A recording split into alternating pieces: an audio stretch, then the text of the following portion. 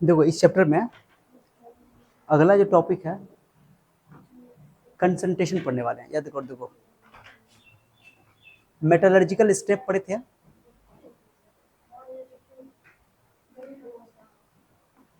Metallurgical step पढ़े थे ना, 5 स्टेप होता है मेटलर्जिकल स्टेप। एक होता है पल्वराइजेशन ऑफ द ओर, माने बड़े बड़े टुकड़े को, बड़े बड़े पीस को पीसों में तोड़ना, छोटे छोटे पीस में, ठीक है।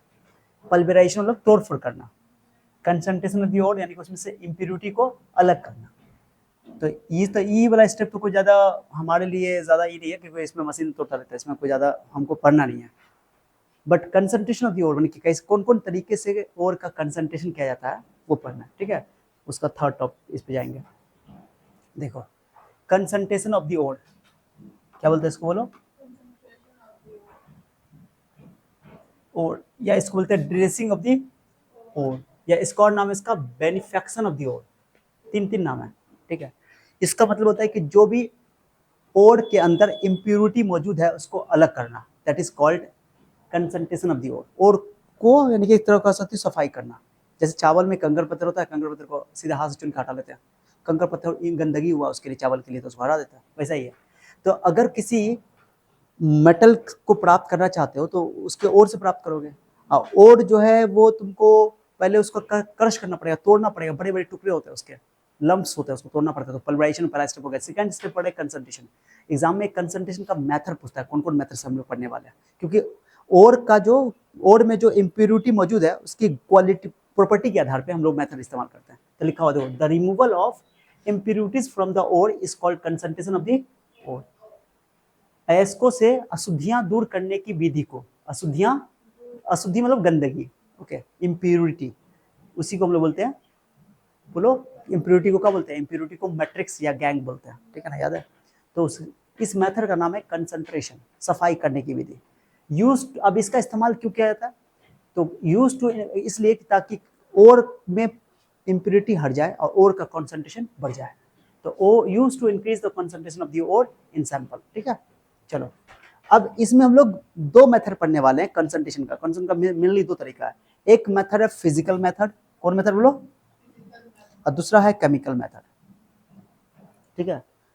फिजिकल मेथड में भी कई सारे मेथड पढ़ने, और केमिकल मेथड में जो जिसका प्रोसेस का नाम है उसका नाम है लीचिंग। क्या नाम है, सब इंपॉर्टेंट है, थोड़ा नाम समझते हैं। एक फिजिकल मेथड तो सिंपल है कि हैंड पिकिंग मेथड, उसको बोलते हैं हैंड पिकिंग मेथड, हाथ से चुन लो। अगर इम्प्योरिटी बड़े बड़े हैं, अशुद्धियां बड़ी बड़ी हैं, तो हाथ से चुन के अलग कर दो। जैसे चावल में कंकर पत्थर है तो बड़ा बड़ा हाथ से चुन सकते हो, लेकिन बहुत छोटा छोटा कंकर अगर कंकर पत्थर है, बहुत ज्यादा है उसके अंदर इम्प्योरिटी, तो हाथ से चुनना पॉसिबल नहीं। तो एक तो होता है हैंड पिकिंग मेथड, तो उसमें तो कोई दिक्कत नहीं है, तो सिंपल है, बड़े बड़े होंगे तब। फिजिकल मेथड मान कि इसमें कोई केमिकल का इस्तेमाल नहीं करेंगे, तो उसमें एक है ग्रेविटी सेपरेशन मेथड। क्या नाम इसका बताओ, हाँ ये बहुत इंपॉर्टेंट है, पढ़ेंगे इसको। एक है मैग्नेटिक सेपरेशन मेथड, एक पढ़ेंगे फ्लोट फ्लोटेशन मेथड। तीनों में सबसे ज्यादा इंपॉर्टेंट है फ्लोट फ्लोटेशन मेथड, इसको बोलते हैं फेन उत्प्लावन विधि या प्लावन विधि बोलते हैं। क्लास 10th में भी थोड़ा सा चर्चा किया गया था, लेकिन यहाँ डिटेल से पढ़ना है, अभी बहुत डिटेल से, ठीक है। तो gravity separation method, magnetic separation method, float flotation method, तीनों जो है ये फिजिकल मेथड है, इसमें कोई केमिकल की आवश्यकता नहीं है। इसमें हम कैसे करेंगे, कैसे और से इम्प्योरिटी को कैसे अलग करेंगे वो देखते हैं, ठीक है। चलो स्टार्ट करें। तो पहला पढ़ना हम लोग को gravity separation method, physical method में, ये हिंदी में लिखा हुआ, आ जाओ।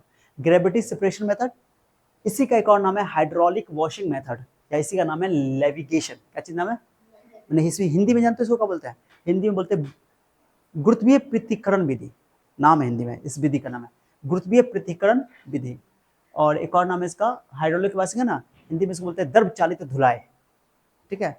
एक और लेविगेशन को लेविगेशन बोल सकते हो, ठीक है। इसमें क्या होता है ध्यान देना, इसको समझो। तो कोई भी मेथड कंसंट्रेशन लगाया जाएगा तो वो उसका सिद्धांत होगा कि वो उसके अंदर जो अशुद्धि मौजूद है वो अशुद्धि बड़ा है, हल्का है कि भारी है, कि उसकी मैग्नेटिक प्रॉपर्टी है कि नहीं, इस आधार पर मैंने अशुद्धि और पार्टिकल के यानी मैट्रिक्स यानी कि गैंग पार्टिकल और पार्टिकल के प्रॉपर्टीज के आधार पे अलग अलग मेथड इस्तेमाल किया जाता है। तो ये ग्रेविटी सेपरेशन मेथड कब लगाएंगे, तो देखो क्या लिखा हुआ है, this method of concentration of the ore is based on the difference in the specific gravities. Specific gravity यानी कि डेंसिटी को बोला जाता है, रिलेटिव डेंसिटी को, ठीक है, of the ore and gangue particles, okay, बस समझ लो। यानी कि ये इसमें से क्या होगा, ये विधि किस बात पर आधारित है, इस बात पर आधारित है कि ओर में और गैंग में कोई एक हल्का होगा, कोई एक भारी होगा, तब ये लगाओगे मेरी। ओके, इससे क्या होगा कि अगर मान लो कि थोड़ा देर के लिए सोचो कि तुम्हारा और पार्टिकल भारी है और अशुद्धि पार्टिकल जो है, इम्प्योरिटी पार्टिकल को जो है वो हल्का है, तो तुम पानी से ऐसे मारोगे ना इसको, तो जो भारी होगा नीचे बैठ जाएगा, हल्की चीज निकल जाएगी। तो अलग करना, मकसद क्या है, अलग करना है, तो लिखा हुआ है पाउडर्ड ओर। बोले थे ना कि जो पहला स्टेप था, पहला स्टेप था उसका नाम था क्या, ये पल्वराइजेशन। उसमें क्या करते हैं, उसको तोड़ फोड़ करके उसको पाउडर फॉर्म में बदल लेते हैं, उसी के अंदर क्रशिंग ग्राइंडिंग सब आ जाता है, ठीक है। तो पहले स्टेप में जो ओर के जो बड़े बड़े हम प्रकार का जो जमीन के अंदर से निकालेंगे बड़ा बड़ा सिल्ला, उस सिल्ला को पहले तोड़ फाड़ करके हम उसको पाउडर फॉर्म में कन्वर्ट कर लेंगे, और उस पाउडर फॉर्म में कन्वर्ट हो जाएगा, तब उससे हम लोग मेटल प्राप्त करने की प्रक्रिया को अपनाएंगे। तो उसके लिए हमको कंसंट्रेशन करना पड़ेगा। तो कंसंट्रेशन कैसे करेंगे, तो उसके लिए मेथड पढ़ रहे हैं। पाउडर ओर इज एजिटेटेड, मतलब उसको हिलाएंगे, पूरा हिलाएंगे, okay, agitated with a running stream of water. क्या होता है, ऐसा टाइप का, ऐसे टाइप का, ऐसे करके इस टाइप का होता है ऐसा, ठीक है। और यहाँ पर से तुम पाउडर और को डाल दोगे यहाँ पे, ये और यहाँ पर और पार्टिकल है, और पार्टिकल के साथ गैंग पार्टिकल भी होगा। पानी से इसको फेंकेंगे तो क्या होगा, जो हल्की पार्टिकल होगी वो पानी के साथ बह जाएंगी, और जो भारी पार्टिकल होंगे नीचे रहेंगी, रुक जाएंगी। तो हमको मकसद क्या हमारा, और को और गैंग पार्टिकल को अलग करना, अलग हो जाएगा, वही लिखा हुआ है।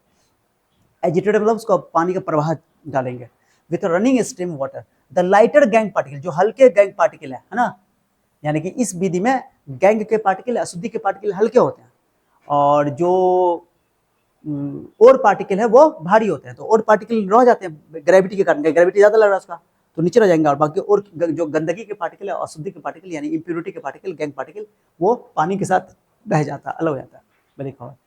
While heavier or particle settle down, वो नीचे बैठ जाता है, समझे।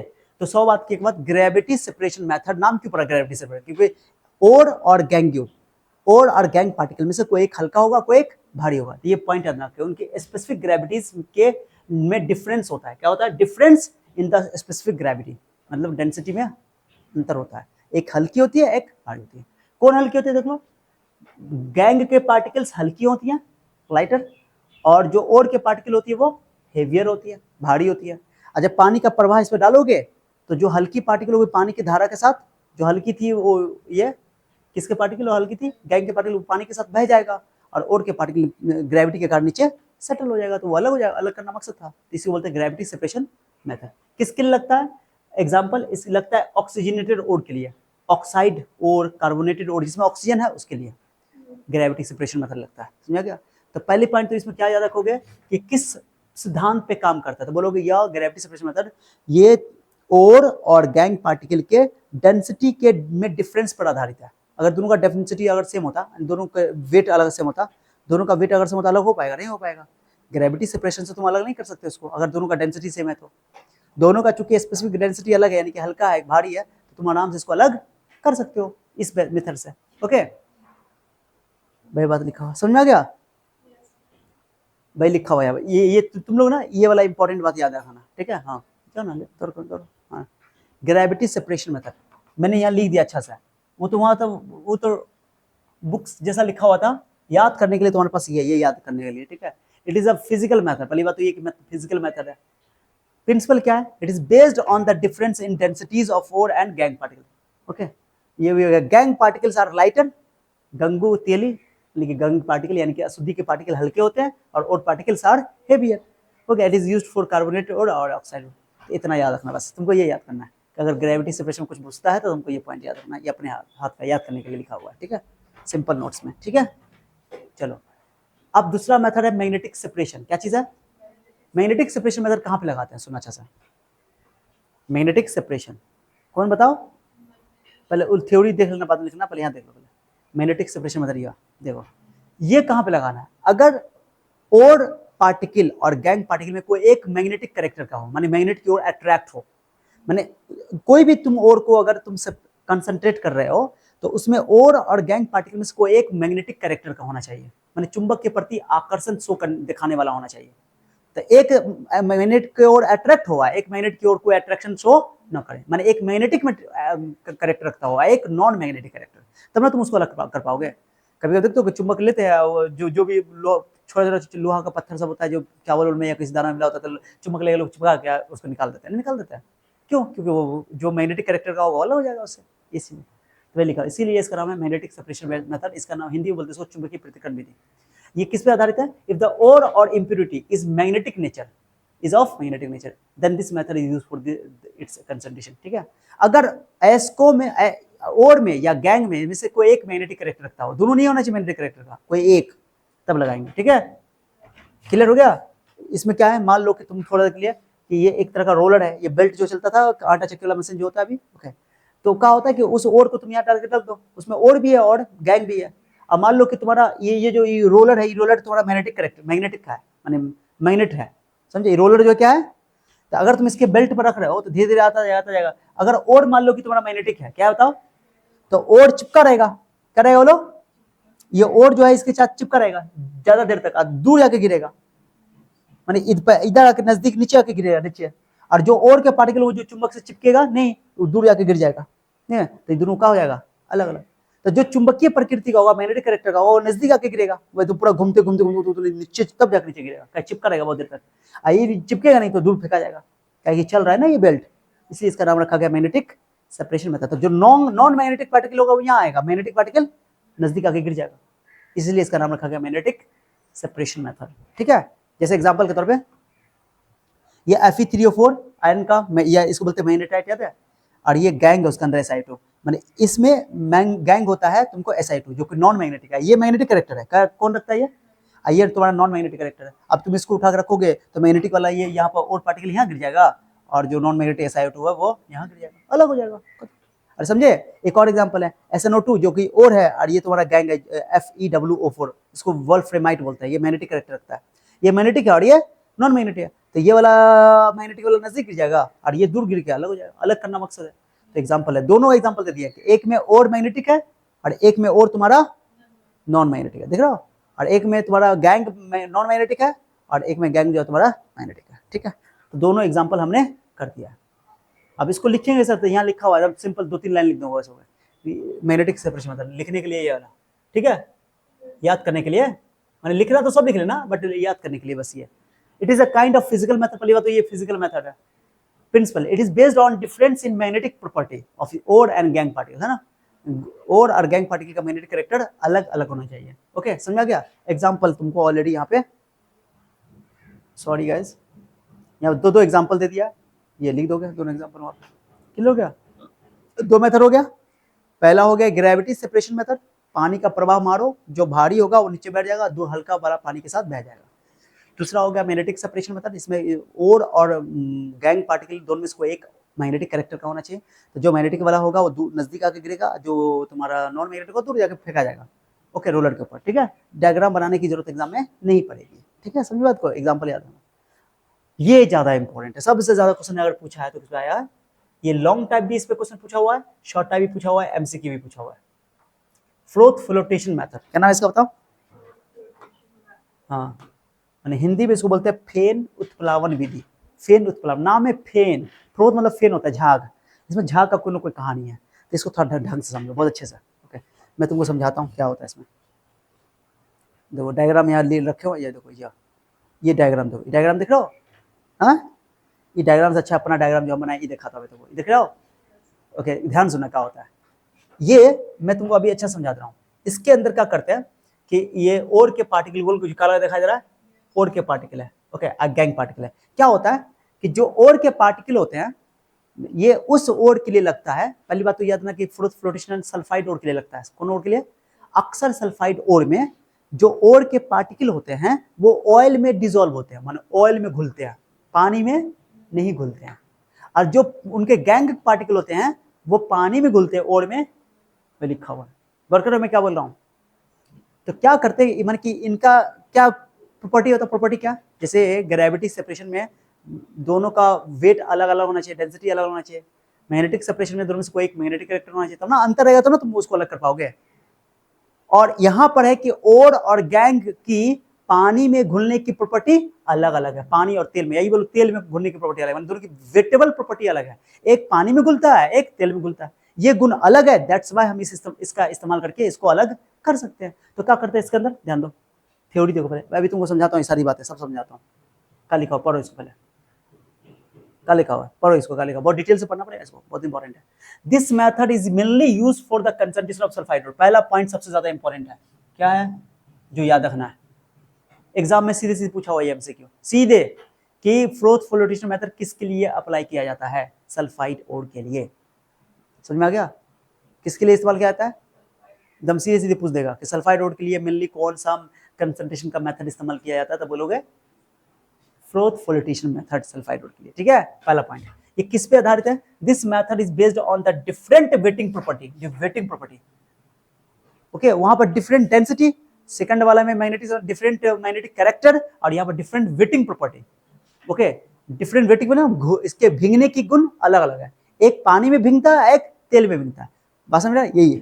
तो डिफरेंट वेटिंग प्रॉपर्टी, वेटिंग मतलब घुल, भींगने वाला, भींगना मतलब वेट, वेट मतलब वो वेट, वेट कपड़ा, भींगा हुआ कपड़ा मतलब वेट मतलब भींगना, of the gangue and sulphide ore with water and oil, ठीक है। The gangue preferentially, preferentially wetted by, मैंने बोला था वाटर, जो गैंग के पार्टिकल है वो वाटर में घुलते हैं, और जो ओर के पार्टिकल वो ऑयल में घुलते हैं, माने दोनों की वेटिंग प्रॉपर्टी अलग अलग है, ठीक है। अब चलो पहला पॉइंट समझ आ गया, ये किसके लिए उपयुक्त होता है, फेनोथ प्लावन विधि सल्फाइड ओर के लिए। ये किस सिद्धांत पे आधारित है, तो ये इनकी ओर की और गैंग की वेटिंग प्रॉपर्टी यानी कि भींगने की गुण अलग अलग है, भींगने का गुण अलग अलग है, जो ओर के पार्टिकल होते हैं वो तेल में घुलते हैं, और जो गैंग के पार्टिकल है वो पानी में घुलते हैं, क्लियर हो गया।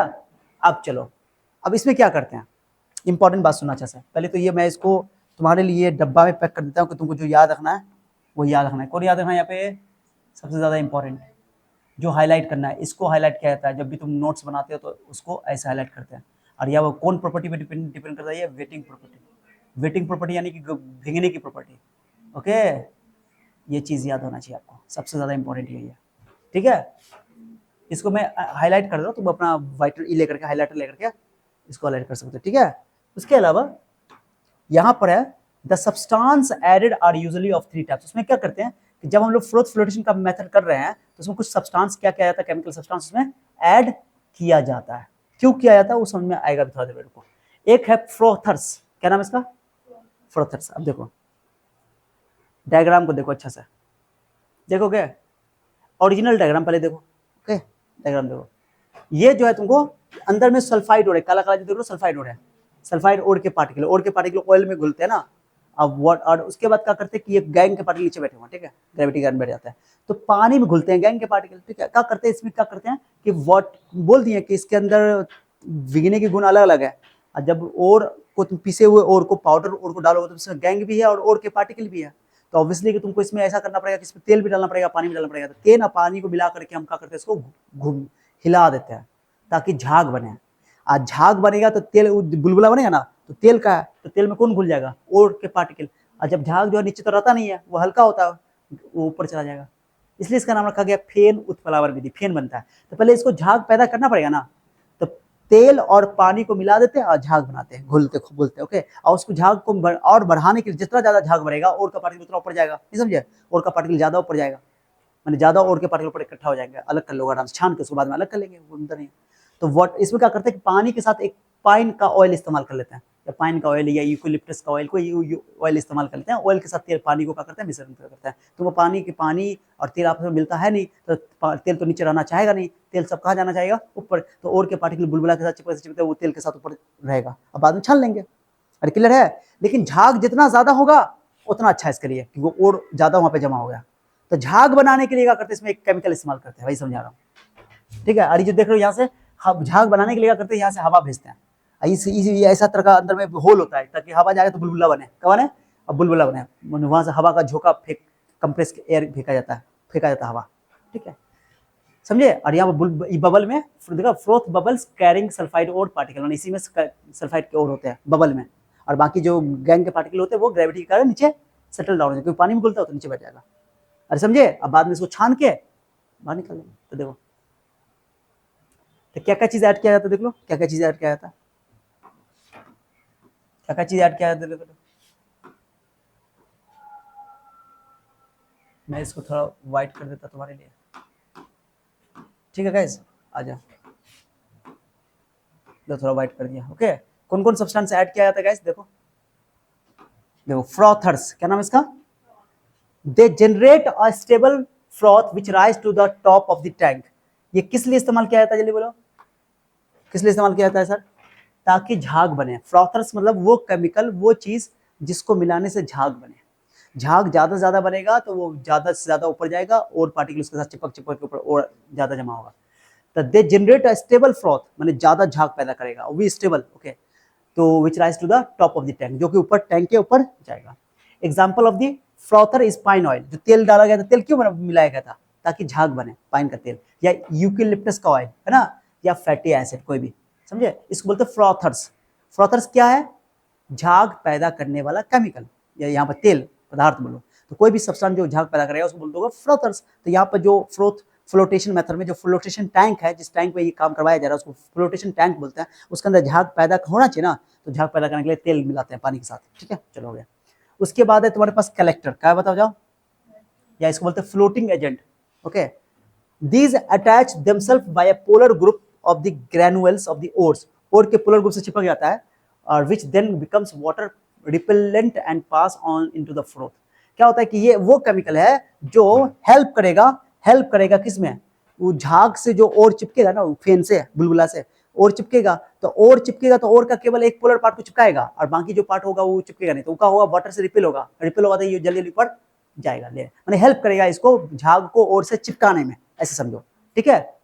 अरे समझे, जैसे इसमें इस्तेमाल ये मैंने कि जो फ्रॉथर्स है वो क्या करेगा, कहाँ गया फ्रॉथर्स, कलेक्टर्स बोलो, या कलेक्ट ऐसे बोलो ना, ये ओर के पार्टिकल को जो बुलबुला के साथ कलेक्ट करता जाएगा, नाम है कलेक्टर, ठीक है। चलो जो उसको फिर उठा कर ले जाएगा, तो क्या लिखा हुआ है, these attach themselves, okay, by polar group of the granules, मतलब दाना जो ओर का पार्टिकल है, और which then becomes water repellent and pass on into the froth में पास करेगा। इसमें कौन एग्जांपल है, पूछेगा कि कलेक्टर का काम कौन करता है? सोडियम इथाइल जेंथेट, आंसर में दिया हुआ है सोडियम इथाइल जेंथेट, ओके। ये सोडियम इथाइल जेंथेट जो है वो कलेक्टर का काम करेगा, कलेक्ट करने का काम करेगा, ओके। दूसरा पाइन ऑयल और फैटी एसिड भी काम करता है उसमें, ठीक है, दोनों। तो ये सोडियम इथाइल जेंथेट याद रखना है कि ये कलेक्टर है, ये क्या करेगा, बुलबुला में वो जो कलेक्ट करेगा, बुलबुला बना ना वो, तो वो कलेक्ट करेगा और के पार्टिकल को उठा उठा के ऊपर ले जाएगा, क्लियर हो गया। एक है फ्रोथ स्टेबलाइजर। अब बुलबुला ज्यादा देर तक टिका रहे, बुलबुला माने अगर मान लो बुलबुला जल्दी फूट गया तो और का पार्टिकल तो फिर ऊपर जा ही नहीं पाएगा, अरे समझ रहे हो? तो बुलबुला ज्यादा देर तक टिका रहे, बुलबुला की जो बबल बना है, जो फ्रोथ बना है, उस फ्रोथ की स्टेबिलिटी ज्यादा देर तक रहे, ज्यादा देर तक टिका रहे, ओके, तो उसके लिए हम लोग इस्तेमाल करते हैं फ्रोथ स्टेबलाइजर। क्या इस्तेमाल करते हैं? हाँ, माने क्या करेगा, टू स्टेबलाइज द फ्रोथ, वो झाग को ज्यादा देर तक बना के रखने में हेल्प करेगा। झाग देख तो जल्दी खत्म भी तो हो जाता है, तो ज्यादा देर तक टिका रहे, झाग ज्यादा देर तक बना रहे, उसके लिए हम लोग एक केमिकल इस्तेमाल करते हैं, या तो क्रिसॉल इस्तेमाल करते हैं या तो एनिलीन इस्तेमाल करते हैं। इसको बोलते हैं फ्रोथ स्टेबलाइजर्स। क्या बोलते हैं इसको? तो पहले बताओ फ्रोथर्स क्या है? झाग पैदा करने के लिए जैसे तेल उडाल देते हैं, फ्रोथर्स है, ठीक है। फिर कलेक्टर्स क्या है? ताकि वो उसको और पार्टिकल को चिपका के ऊपर ले जाए, वो कलेक्टर्स है। और फ्रोथ स्टेबलाइजर ताकि वो ज्यादा देर तक वहां पर झाग पैदा रहे, ठीक है। ये क्रिसॉल एनिलीन, समझ में आ गया? क्लियर हो गया? चलो आगे आगे आगे समझाता हूँ। तो ये बात समझ में आ गया? यहाँ देखो वही लिखा हुआ है, ये डायग्राम समझ में आ गया?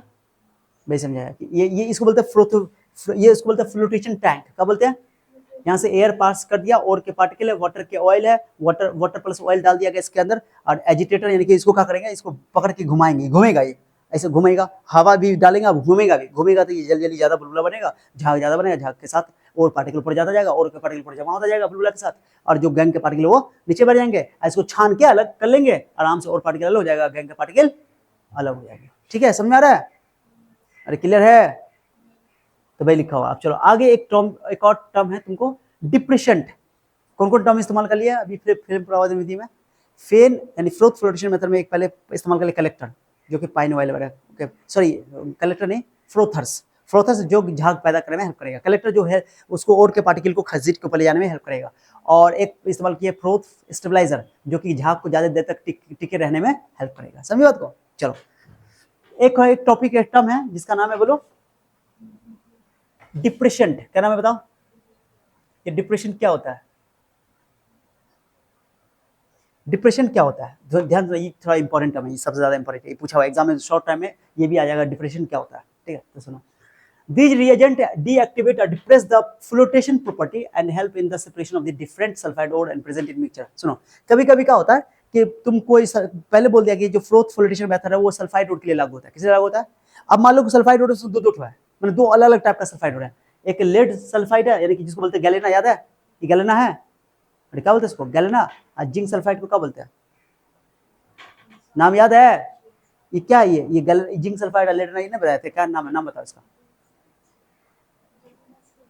ये है जिंक ब्लैंड, इसको बोलते हैं गैलेना। ठीक है, याद करो जाकर, सल्फाइड में लिखा हुआ देख लो, स्टार्टिंग में ही पढ़ाया है। ओके, जिंक ब्लैंड और सल्फाइड रोड यहाँ पर लिखा है ना, देखो याद तो है ना, देखो ये लिखा हुआ है जिंक ब्लैंड लिखा हुआ है, जिंक ब्लैंड। और पीबीएस को बोलते हैं गैलेना, एचजीएस को बोलते हैं सिनाबार। ठीक है, याद रहेगा? तो भाई अब दोनों सल्फाइड रोड है ना, अरे दो सल्फाइड रोड है, समझ रहे हो? अगर मान लो कि इसमें तुम जो अगर सल्फाइड को तुम अलग करोगे तो तुमको मिक्सचर मिलेगा ऊपर में, तुमको पीबीएस भी मिलेगा, जिंक सल्फाइड भी मिलेगा। बात समझ मैं क्या बोल रहा हूँ?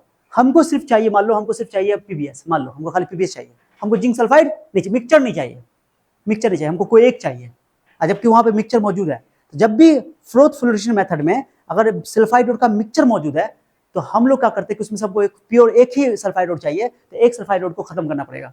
तो उसके लिए एक केमिकल डालते हैं ताकि एक सल्फाइड उसे क्या कर ले, रिएक्शन कर ले, और रिएक्शन करके कोई वाटर सोल्यूबल सब कंपाउंड बना ले और पानी में रह जाए, अब बाकी जो सल्फाइड वापस ऊपर आ जाए। इसको जो केमिकल डालेंगे उसको बोलेंगे डिप्रेशेंट। ये तब डिप्रेशेंट इस्तेमाल तब करेंगे जब सल्फाइड का मिक्सचर मौजूद होगा। ओके, अरे समझे? लिखा हुआ दीज रिएजेंट्स डीएक्टिवेट कर देगा, वो उसको ऊपर आने से रोक देगा रिएक्शन करके। और डिप्रेस नाम है डिप्रेशेंट, रोकने वाला। filtration property and help in the separation of the different sulfide ore present in a mixture, यानी डिफरेंट सल्फाइड ओर को ओके क्या करेगा, उसके सेपरेट करने में हेल्प करेगा ये। ओके, एक को ऊपर आने देगा, एक को ऊपर आने नहीं देगा भैया। For example, in case of an ore containing zinc sulphide and lead sulphide, okay, the depressant use in NaCN, एक केमिकल इस्तेमाल किया था NaCN, ये डिप्रेशेंट है। ये क्या करेगा, NaCN जेडेनएस के साथ रिएक्शन कर लेगा, एक कंपाउंड एक कॉम्प्लेक्स कंपाउंड बना लेगा, ये कॉम्प्लेक्स कंपाउंड पानी में घुल जाएगा और जिंक सल्फाइड तुम्हारा ऊपर जावे नहीं करेगा, बचेगा कौन, पीबीएस अकेला। अब पीबीएस इससे रिएक्शन करता ही नहीं है, NaCN के साथ रिएक्शन नहीं करता, तो वो सीधे ऊपर अलग हो जाएगा। ये हेल्प है। और इसको एक्टिवेट करने के लिए कभी कभी क्या करते हैं कि इसको एक्टिवेट करने के लिए उसमें कॉपर सल्फेट का भी डाल देते हैं एक्टिवेट करने के लिए, चिंता नहीं करो, बस डिप्रेशेंट याद रखो। डिप्रेशेंट क्या होता है, वो केमिकल सब्सटेंस है, ये तब इस्तेमाल किया जाता है जब सल्फाइड ओर का मिक्सचर हो मौजूद हो, और उसमें से एक सल्फाइड ओर उससे रिएक्शन करके वाटर सॉल्युबल हो जाएगा, एक रिएक्शन नहीं करेगा, जो रिएक्शन नहीं करेगा वो मिल जाएगा ऊपर में। ये डिप्रेशेंट है। आई थिंक समझ में आ गया? आ गया? अरे आ गया। अब प्रोसीजर क्या है, तरीका क्या है कि अगर तुम बोले कि एक्सप्लेन करो पूरा प्रोसीजर के साथ, फ्लोट फ्लोटेशन प्रोसीजर पर तरीका, तो उसमें क्या करो, powder ore is added into water containing fine oil with collector, माने कि महीन चूर्ण जो ओर के पार्टिकल है, महीन चूर्ण एस्क को पानी में तेल के साथ मिला करके रख देते हैं, मिला देते हैं। Air is pass to make bubbles, हवा का झोंका दिया जाता है ताकि बबल बने। सल्फाइड और स्टिक टू एयर बबल्स, हवा के बुलबुला के साथ सल्फाइड की ओर चिपक के ऊपर आ जाएगा, moves towards the surface and floats on it, surface के ऊपर आ जाता है। गैंग के पार्टिकल्स आर सेटल डाउन, वो नीचे जाकर के बैठ जाते हैं। Froth is collected from the surface and filtered it and get concentrated ore, और क्या करते हैं ऊपर जैसे जो झाग बनता है, झाग में ओर के पार्टिकल है उसको छान के अलग कर लेते हैं और हमको कंसंट्रेटेड ओर मिल जाता है, छान लेते हैं। क्लियर हो गया? ये सभी प्रोसीजर में आता है। क्लियर? अरे क्लियर है? चलो समझिए। डायग्राम तुम बना सकते हो, और मन करे तो ये वाला डायग्राम ना बनाओ तो चलेगा, डायग्राम बना लो तो अच्छा रहेगा, कोई ज्यादा मुश्किल डायग्राम नहीं है। क्लियर हो गया? Okay,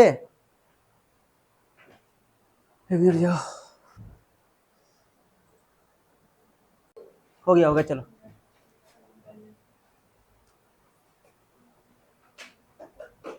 physical method clear? अरे physical method clear? Physical method में क्या क्या पढ़ लिया बताओ, एक बार देखो तो, क्या क्या पढ़ लिया बताओ, क्या क्या पढ़ लिया बाबू?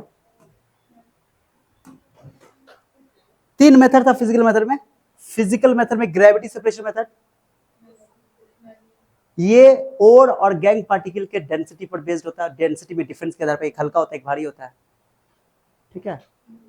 मैग्नेटिक सेपरेशन में मैग्नेटिक कैरेक्टर पर डिपेंड करता है, एक मैग्नेटिक कैरेक्टर होगा, एक नॉन मैग्नेटिक कैरेक्टर होगा। फ्लोट फ्लोटेशन में डिफरेंट वेटिंग प्रॉपर्टी होता है, डिफरेंट वेटिंग प्रॉपर्टी, और के पार्टिकल ऑयल में घुलते हैं और गैंग के पार्टिकल पानी में घुलते हैं। समझ में आ गया? अब चलते हैं दूसरा मेथड, केमिकल सेपरेशन। ये मोस्ट इंपॉर्टेंट है, कम आएगा। लीचिंग, क्या बोलते हैं इसको? हिंदी में इसको बोलते हैं निक्षालन, निक्षालन, लीचिंग। लिच्ची नहीं है, लिच्ची नहीं, लीचिंग। हाँ, जनरली जो है, याद रखना ये एग्जाम में कई बार पूछा हुआ है, जैसे फ्लोटेशन मेथड जो इस्तेमाल होता है वो हम लोग सल्फाइड रोड के लिए इस्तेमाल करते हैं। ग्रेविटी सेपरेशन मेथड जो है वो इस्तेमाल करते हैं कार्बोनेट के लिए, ओके, ऑक्साइड रोड के लिए। और मैग्नेटिक सेपरेशन मेथड बता दिए थे, मैग्नेटिक जैसे Fe3O मैग्नेटाइट वाला एग्जांपल दिया था। सबका एग्जांपल याद रखना, एमसीक्यू में आ जाएगा। लीचिंग प्रोसेस जो है ना, जनरली वैसे और भी प्रोसेस है, लेकिन जनरली एल्युमिनियम के जो ओर होते हैं उनके लिए इस्तेमाल करते हैं, वैसे और भी है बताते हैं, बट ये लीचिंग प्रोसेस, इसमें क्या करते हैं, ये केमिकल मेथड है, मतलब इसमें कोई केमिकल का इस्तेमाल करेंगे।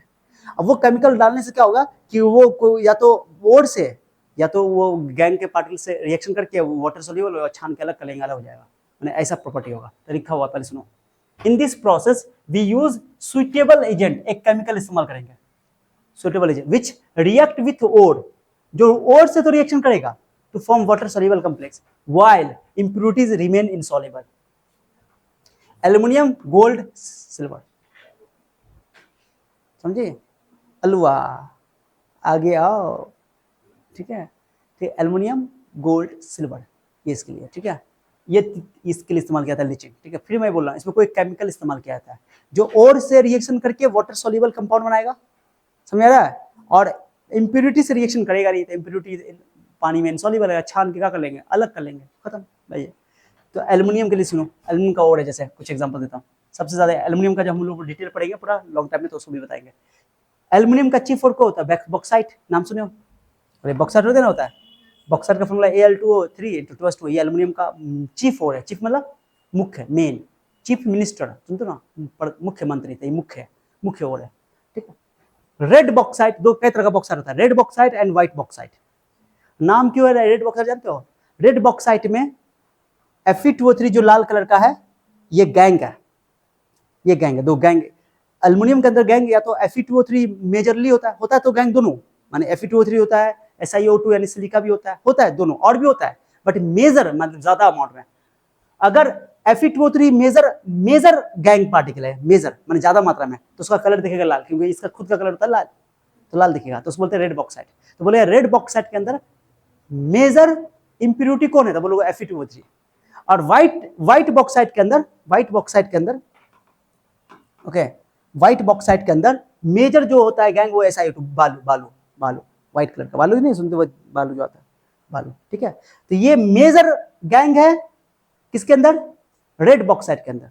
और व्हाइट बॉक्साइट के अंदर मेजर कौन है? SiO2। जबकि दोनों मौजूद होता है यहाँ पे, लेकिन और भी इंप्योरिटी मौजूद हो सकती है, बट मेजर की बात हो रही सबसे ज्यादा, समझा गया? कितने तरह का बॉक्साइट बोल दिया? Red bauxite and white bauxite, okay? Red bauxite में मेजर गैंग कौन है? Fe2O3, Fe2O3। और व्हाइट बॉक्साइट में गैंग कौन है मेजर? SiO2, सिलिका, ठीक है? समझ में आ गया? अब दोनों के लिए अलग अलग इस्तेमाल करेंगे, ठीक है? चलो आ जाओ। एक है बेयर्स प्रोसेस, नाम बताओ क्या है? बेयर प्रोसेस, ठीक है? ध्यान सुनना, बहुत इंपॉर्टेंट है। Leaching is a kind of chemical method. पहली बात तो ये कि क्या लीचिंग क्या है? एक केमिकल मेथड है। लीचिंग के बारे में बोलेगा तो ये वाला लिखोगे एग्जाम में, ये वाला लिखोगे, चाहे कुछ बोले ना बोले, ठीक है? It is used to concentrate red bauxite using NaOH as leaching agent. माने रेड बॉक्साइट को कंसंट्रेट करने का अलग तरीका, माने लीचिंग ही दोनों के लिए, इसके लिए भी लीचिंग है, इसका भी लीचिंग करेंगे, इसका भी लीचिंग करेंगे, लेकिन इसमें कोई अलग केमिकल इस्तेमाल करेंगे। इसमें जो केमिकल इस्तेमाल होता है लीचिंग में उसको बोलते हैं लीचिंग एजेंट। क्या बोलते हैं? तो इसका लीचिंग एजेंट अलग हुआ, इसका लीचिंग एजेंट, समझिए? तो रेड बॉक्साइट का लीचिंग एजेंट होता है NaOH, जो कि एग्जाम में पूछा हुआ कई बार, ठीक है? रेड बॉक्साइट का कंसंट्रेशन लीचिंग से करना है तो उसमें लीचिंग एजेंट यानी केमिकल जो डालेंगे वो NaOH डालेंगे, और NaOH जो होगा वो बॉक्साइट से रिएक्शन कर लेगा, ठीक है? और उसमें जो और होगा उससे रिएक्शन नहीं करेगा, समझे बात को? लिखा हुआ ये ना पढ़ के आया होगा लीचिंग में। तो steps no, red bauxite Al232 है, उसमें Fe2O3 है, और ये और है, ये गैंग है ना? अब तुमने का क्या, रेड बॉक्साइट को तुमने पहले स्टेप सुनो, स्टेप गर्म किया, क्या गर्म कर किया तो इसका पानी हट जाएगा और ये तुमको E बन जाएगा। यहाँ से पानी मोलिक्यूल हटा तो इसको बोलते एल्यूमिना, क्या बोलते इसको? बट ये एल्यूमिनियम में अभी गैंग भी है। गैंग कौन गैंग है? ठीक है, मैंने यहाँ पर गैंग भी मौजूद है, ओके? तो ये अभी इम्प्योर एल्यूमिना है। फिर से सुनो, बॉक्साइट Al2O3, ये हो गया तुम्हारा N2SO2, ये बॉक्साइट हो गया। उसको गर्म किया, उसमें से पानी क्या कर लिया, पहले हटा दिया, ये पानी हट गया तो ये Al2O3, इसको बोलते हैं एल्यूमिना, क्या नाम इसका। बट ये अभी इम्प्योर है, क्यों, क्योंकि अभी लीचिंग एजेंट डाला नहीं गया, लीचिंग एजेंट डालेगा ना रिएक्शन करके बात होगा, तो अभी इसके अंदर ये अशुद्ध एल्यूमिना है। कौन एल्यूमिना है, अशुद्ध एल्यूमिना, यानी कि इम्प्योर एल्यूमिना है।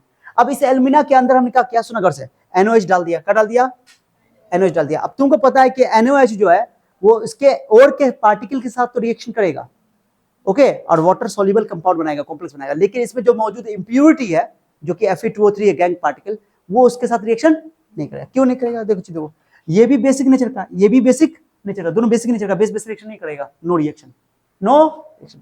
लेकिन भाई लिखा हुआ है तो रिएक्शन नहीं करेगा तो गैंग के पार्टिकल्स क्या हो जाएंगे, उसमें NOH में घुलेंगे नहीं, NOH में सॉल्युबल नहीं होंगे, और NOH एल्यूमिना के साथ रिएक्शन कर लेगा, तो Al2O3 NOH के साथ रिएक्शन कर लेगा, बना लेगा ये सोडियम एल्यूमिनेट, इसका नाम क्या है, सोडियम एल्यूमिनेट या सोडियम मेटा एल्यूमिनेट। ये सॉल्युबल सॉल्ट है, कौन सॉल्ट है, सॉल्युबल सॉल्ट। अब ये सॉल्युबल है, ये तो घुल जाएगा NOH के साथ, ओके, घुल गया, और वो NOH ये जो था Fe2O3 सॉल्युबल नहीं था, तो दोनों को छान करके क्या कर लेंगे, और particles react with NOH to form soluble salt, लिखा हुआ है। और उसके बाद ये जो NaAl2O2 जो बना है तुमको, जो सॉल्युबल कंपाउंड बना है, ओके, जो कि जिसके अंदर Al2O3 है, उसमें क्या करेंगे, एक्सेस पानी पास करेंगे, और उसके साथ थोड़ा सा मात्रा में उसके अंदर एल्युमिनियम OH, ये जो एल्युमिनियम हाइड्रोक्साइड है, इसको बोलते हैं, ये इसका प्रेसिपिटेट होता है, ओके, प्रेसिपिटेट पास करेंगे, तो वो क्या होगा, एल्युमिनियम, ये जो ये है, ये प्रेसिपिटेट होकर नीचे बैठ जाएगा, क्या हो जाएगा नीचे, और इसमें से NOH का हो जाएगा, अलग हो जाएगा। ये जो बैठ गया, इसी के अंदर ना तुम्हारे पास Al2O3 है ना, ये बैठ गया, इसको छान के क्या कर लोगे, अलग कर लोगे, मैं बैठ गया नहीं, प्रेसिपिटेट हो गया, छन, ओके, अच्छे बन गया। अब इसको गर्म करोगे तो ये Al2O3 मिलेगा और H2O मिलेगा, ठीक है। और ये जो Al2O3 मिला, ये प्योर एल्यूमिना हो गया, क्योंकि वो तो, ये तो बिल्कुल तुमको प्योर हो गया, क्योंकि वो तो हट गया ना, वो तो रिएक्शन ही नहीं किया था, तो मतलब प्योर एल्यूमिना। यही प्योर एल्यूमिना को फिर पानी से पास करके तुम बॉक्साइट बना लोगे, तो लिखा हुआ है व्हाइट प्रेसिपिटेट, जो व्हाइट प्रेसिपिटेट बनाई है, white precipitate is filtered out, उसको छान के अलग कर लेना, and heated to form pure alumina. अब प्योर एल्यूमिना मिल जाएगा, प्योर एल्यूमिना फिर पानी के साथ रिएक्शन करके फिर बन जाएगा बॉक्साइट, तो यानी कि कंसंट्रेशन हो गया। फिर से बात को सुनो अच्छा से, बहुत इंपॉर्टेंट है, एग्जाम में पूछेगा, लिखिंग तो पूरा लिखना पड़ेगा तुमको, पूरा इंपॉर्टेंट है। फिर सुनो, लीचिंग प्रोसेस में एक केमिकल मेथड है, इसमें क्या होगा कि ओर और गैंग के पार्टिकल में से कोई ओर का पार्टिकल जो होगा किसी पर्टिकुलर रिएजेंट के साथ रिएक्शन करके सॉल्युबल कंपाउंड बनाएगा, ठीक है, मतलब उसमें घुल जाएगा। तो 100 बात क्या है, किसी केमिकल में ओर घुलेगा बट उसके गैंग नहीं घुलेंगे, सॉल्युबल नहीं होगा, सीधी सी बात है। घुल गया मतलब रिएक्शन कर लिया, नहीं घुला मतलब रिएक्शन नहीं किया। तो भाई तुम्हारे जैसे रेड बॉक्साइट है, रेड बॉक्साइट में उसका नाम है बियर्स मेथड, बियर्स प्रोसेस है, याद ना, बियर्स प्रोसेस से रेड बॉक्साइट को का कंसंट्रेशन किया जाता है, ठीक है। उसके अंदर लीचिंग एजेंट इस्तेमाल किया जाता है NaOH। NaOH जो तुम डालोगे तो क्या होगा कि बॉक्साइट के अंदर जो Fe2O3 उससे रिएक्शन वो नहीं करेगा, ओके, नहीं करता रिएक्शन, लेकिन उसके अंदर जो बॉक्साइट है Al2O3 जिसको इम्प्योर एल्यूमिना बोले, जिसके अंदर वो इम्प्योरिटी मौजूद है, वो रिएक्शन कर लेगा, वो रिएक्शन करके वाटर सॉल्युबल कंपाउंड बना लेगा। फिर उसमें क्या करेंगे, उसको उसमें AlOH का थोड़ा सा प्रेसिपिटेट डालेंगे, प्रेसिपिटेट डालने से क्या होगा, नीचे बैठ जाएगा पेंदी में, उसको छान के अलग कर लेंगे, उसके अंदर जो गैंग का पार्टिकल था उसी के अंदर पानी में रह जाएगा, और छान के अलग कर लेंगे, छान के फिर उसको क्या करेंगे, उसमें से प्योर एल्यूमिना निकाल लेंगे हीट करके, ठीक है, सीधी सी बात है, समझ आ गया। तो यहाँ पर जो एल्यूमिना था, ये वाला एल्यूमिना स्टेप समझ में आ गया, यहाँ पर जो एल्यूमिना था ये प्योर एल्यूमिना था, जैसे रिएक्शन हो गया, यहाँ पर रिएक्शन, तो यहाँ रिएक्शन हुआ, रिएक्शन होने के बाद इसको पानी से पास कराने के बाद हमने ये प्रेसिपिटेट बना लिया, नीचे बैठ गया पेंदी में, पेंदी में जो बना इसके अंदर तुम्हारे पास भाई एल्यूमिना भी है, ओके, एल्यूमिना, लेकिन इंप्योरिटी इसके अंदर मौजूद नहीं है, इंप्योरिटी तो ऊपर में रहेगा, ये छान के नीचे आ गया। अब ये नीचे छान के अलग कर लेंगे, इसको गर्म करेंगे, प्योर एल्यूमिना हमको मिल जाएगा, हमको ये बनाना था। तो इस प्रोसेस का नाम है बियर्स प्रोसेस, का नाम इसका बताओ, बियर्स प्रोसेस। रेड बॉक्साइट का लीचिंग किया जाता है, यानी कंसंट्रेशन किया जाता है, बियर्स प्रोसेस है। अब बियर प्रोसेस के अंदर पूछेगा लीचिंग एजेंट कौन होता है, तो बोलोगे NaOH, सोडियम हाइड्रोक्साइड, याद रखना, बहुत बार एग्जाम में पूछा हुआ। आई थिंक समझ में आ गया, तुमको अगर तुम्हारे सिलेबस में ये दिया हुआ, ये वाला बियर प्रोसेस, ठीक है, ये दिया हुआ सर, व्हाइट बॉक्साइट का भी तो होगा ना कोई मेथड, तो उसका बियर्स प्रोसेस, उसमें कुछ और लीचिंग एजेंट लेंगे, इसमें NaOH और उसमें कुछ, लेकिन पूछा गया ये वाला एग्जाम में हमेशा, तुमको व्हाइट वाला भी दिखा देता हूँ, ठीक है। हॉल्स प्रोसेस, व्हाइट वाले के लिए क्या है बताओ, हाँ, नहीं, रेड बॉक्साइट के लिए एक और मेथड है, रेड बॉक्साइट के लिए एक और मेथड है, देख लो, रेड बॉक्साइट के लिए एक और मेथड है, इसमें लीचिंग एजेंट इस्तेमाल करते हैं सोडियम कार्बोनेट, इसको हॉल्स प्रोसेस कहते हैं। बियर्स प्रोसेस में रेड बॉक्साइट के लिए है, लेकिन उसमें इस्तेमाल करते हैं क्या चीज, NaOH लीचिंग एजेंट, इसमें क्या इस्तेमाल करते हैं, sodium carbonate, halls process, clear हो गया। दोनों रेड बॉक्साइट का ही मेथड है, ठीक है भाई, काम भाई स्टेप्स कि पहले रिएक्शन उसके गैंग से रिएक्शन नहीं करेगा और के साथ रिएक्शन कर लेगा, ठीक है, भाई बात लिखा हुआ। ओके, सेम सेम बात साहब, एकदम सेम बात, क्लियर हो गया? क्लियर है? अब एक है सरपेक्स प्रोसेस जो कि है व्हाइट बॉक्साइट के लिए, लिखा होगा, कब लिखा दो व्हाइट। रेड बॉक्साइट के लिए दो मेथड है, कौन मेथड है? एक है बेयर प्रोसेस, एक है तुम्हारा हॉल्स प्रोसेस। बेयर प्रोसेस के अंदर लीचिंग एजेंट इस्तेमाल होता है NaOH, और तुम्हारा ये सरपेक्स प्रोसेस के अंदर, सॉरी हॉल्स प्रोसेस के अंदर लीचिंग एजेंट इस्तेमाल होता है सोडियम कार्बोनेट Na2CO3, ठीक है? बट दोनों रेड बॉक्साइट के लिए। अब व्हाइट बॉक्साइट के लिए है तुम्हारा सरपेक्स प्रोसेस, ठीक है? तो इसमें इस्तेमाल होता है कार्बन प्लस नाइट्रोजन, ये तुम्हारा लीचिंग एजेंट है, ठीक है? बाकी भाई कहानी होगा कि Al2O3 जो है नाइट्रोजन से रिएक्शन करके एल्यूमिनियम नाइट्राइड बना लेगा, H2O के साथ रिएक्शन फिर ये प्रेसिपिटेट बना लेंगे, छान के अलग कर लेंगे, बाकी जो है प्योर एल्यूमिना तुमको मिल जाएगा, ठीक है? और जो उसके अंदर मौजूद होगा व्हाइट बॉक्साइट के अंदर ना होता है, SiO2 ना होता है गैंग, वो कार्बन से रिएक्शन करके कार्बन डाइऑक्साइड गैस हासिल कर, ये सब बाहर गैस बन करके उड़ जाएगा। ये है तुम्हारा सरपेक्स प्रोसेस। एग्जाम में पूछा नहीं जाएगा ये, केवल तुमको याद रखना बियर्स प्रोसेस जो एग्जाम में आया हुआ है। व्हाइट बॉक्साइट के लिए दो मेथड है, बियर्स प्रोसेस और हॉल्स प्रोसेस। बियर्स प्रोसेस के अंदर लीचिंग एजेंट NaOH इस्तेमाल किया जाता है, और तुम्हारा वो Na2CO3 हॉल्स प्रोसेस के अंदर, दोनों व्हाइट रेड बॉक्साइट के लिए सरपेक्स प्रोसेस, ठीक है? क्लियर है? क्या नाम है? एक है साइन। अब ये मैंने तुमको बोला लीचिंग जो होता है, लीचिंग किसके लिए इस्तेमाल होता है? एल्यूमिनियम के लिए, गोल्ड के लिए, सिल्वर के लिए, बोले थे ना? एल्यूमिनियम के लिए बोलते हैं red bauxite, white bauxite. Red bauxite के लिए दो मेथड, बेयर प्रोसेस और हॉल्स प्रोसेस। एक में लीचिंग एजेंट NaOH, एक में लीचिंग एजेंट Na2CO3, और एक हो गया तुम्हारा व्हाइट बॉक्साइट के लिए। व्हाइट बॉक्साइट के लिए बताया सरपेक्स प्रोसेस, जिसके अंदर कार्बन प्लस नाइट्रोजन होता है, ठीक है? केवल तुमको याद रखना है कौन? बेयर्स प्रोसेस, सिर्फ वही एग्जाम में आएगा, ठीक, बता दिया। अब साइनाइड प्रोसेस, साइनाइड प्रोसेस इस्तेमाल करते हैं किसके लिए? गोल्ड और सिल्वर के लिए। किसके लिए? हाँ, जो कि लीचिंग के अंदर आता है, गोल्ड और सिल्वर के लिए, ठीक है? ध्यान सुना, इंपॉर्टेंट है। इसके अंदर केमिकल डालते हैं NaCN, माने यहाँ पर जो लीचिंग एजेंट होता है वो कौन होता है? Sodium cyanide. नाम है साइनाइड प्रोसेस, साइनाइड प्रोसेस होगा, साइनाइड है, सोडियम साइनाइड, CN को साइनाइड बोल सकते हो। तो Ag के साथ सोडियम साइनाइड रखेंगे, ऑक्सीजन के साथ उसको रिएक्शन कराएंगे पानी में। अब पानी में एक ये वाटर सॉल्युबल कंपाउंड बनाएगा, इसको बोलते हैं कॉम्प्लेक्स। जब भी बक्सा लग जाए तो इसको बोलते हैं कॉम्प्लेक्स। ये कभी भी कॉम्प्लेक्स कंपाउंड बनेगा, ये पानी में क्या हो जाता है? घुल जाता है, खास बात ये होता है, और NH बना के बाहर निकल जाएगा, ठीक है? अब ये जो सॉल्युबल सॉल्ट बन गया जो कि कॉम्प्लेक्स है, ओके, इसको ध्यान सुना, इंपॉर्टेंट है। हमको तो Ag ना चाहिए, तो ये जिंक से रिएक्शन करवाते हैं। जिंक का कर लेता है कि जिंक, ध्यान सुना, अभी Ag यहाँ पर है ना, जिंक यहाँ पर आ जाएगा, रिएक्शन कर लेगा और Ag बाहर निकल जाएगा। अब ये पानी में घुल जाएगा और ये Ag का हो जाएगा, अलग हो जाएगा, और जो भी इंप्योरिटी सब अलग छान के अलग कर लो, खत्म कर लो, सब इसके साथ चलाएगा, ठीक है? समझो बात को? फिर गोल्ड के साथ भी वही कहानी है, सेम रिएक्शन है, सेम तो सब कुछ सेम है, खाली यहाँ पर जो तुम्हारा Ag है ना, A को हटाओ, Zn वहां पर लगा दो, जिंक, ओके? समझो बात को? तो जिंक एक मोर रिएक्टिव मेटल इस्तेमाल करना पड़ेगा, इसको बोलते हैं हाइड्रोमेटलर्जी। क्या बोलते हैं इसको? क्योंकि पानी के साथ, घोल के साथ ना काम कर रहा हो, तो इसको बोलते हैं हाइड्रोमेटलर्जी। और इसमें कोई ज्यादा प्रोसेस, गोल्ड और सिल्वर के कंसंट्रेशन में ज्यादा प्रोसेस को इस्तेमाल नहीं किया जाता है, कम प्रोसेस इस्तेमाल होता है, ओके? सिंपल है, ठीक है? क्लियर हो गया? सब लीचिंग प्रोसेस है। कौन प्रोसेस है? तो लीचिंग एल्यूमिनियम, गोल्ड, सिल्वर के लिए इस्तेमाल होता है। एल्यूमिनियम में हम लोग पढ़ लिए 3 प्रोसेस, ओके? रेड बॉक्साइट के लिए 2, बेयर्स और हॉल्स, और व्हाइट बॉक्साइट के लिए इस्तेमाल कर लिया सरपेक्स, और साइनाइड प्रोसेस इस्तेमाल हुआ गोल्ड के लिए और सिल्वर के लिए, ओके? सोडियम साइनाइड यहाँ पे लीचिंग एजेंट है, ठीक है? ये सब याद रखना। आई थिंक बात समझ में आ गया होगा, आ गया? अब आ जाओ मुद्दे की बात पे। इधर देखो, अब दो मेटालर्जिकल स्टेप्स हम स्टार्ट किए थे, देखो ध्यान दो। मकसद क्या है हमारा? मेटल प्राप्त करना। क्या करना? मेटल प्राप्त करना। उसके लिए 5 स्टेप्स इन्वॉल्व होती हैं। पहला स्टेप है पल्वराइजेशन। पल्वराइजेशन में बड़े बड़े जमीन के अंदर से जो बड़ा बड़ा टुकड़ा निकालो, सीधा सा मिट्टी का टुकड़ा में मेटल का पीस सब निकलेगा, उसको तोड़ फोड़ के पाउडर फॉर्म में कन्वर्ट करना। पीसना है, तोड़ना है, फुड़ना है, पीसना है, उसको बोलते हैं पल्वराइजेशन। उसके अंदर सब आ जाता है, पल्वेराइजेशन, ठीक है? ऑफ दी ओर के पार्टिकल को बड़ा बड़ा जो लंप्स आएगा, लिप्स जो आएगा, बराबर सिल्ला जो बराबर पीस होगा, टुकड़ा, उसको तोड़ फाड़ करके पाउडर फॉर्म में बदलना है। उसके बाद उसमें से गंदगी को दूर करना है, अशुद्धि को दूर करने के विधि को क्या बोलते हैं? कंसंट्रेशन ऑफ दी ओर, जो कि ऑलरेडी पढ़ लिए। कंसंट्रेशन में क्या पढ़ लिए? Physical method, chemical method. Physical method में gravity separation method, magnetic separation method and flotation method, और केमिकल मेथड में लीचिंग पढ़ लिया, डिटेल से पढ़ लिया। उसके बाद अब है थर्ड स्टेप, याद करो क्या बोला था। देखो क्या होता है, अगर तुम्हारा कोई और ऑक्साइड ओर नहीं है, ठीक है, जैसे मान लो सल्फाइड ओर है, जिंक सल्फाइड, क्या मिला बताओ? तो जिंक सल्फाइड से हमको जिंक मिलेगा। जिंक सल्फाइड से कौन मेटल मिलेगा? जिंक।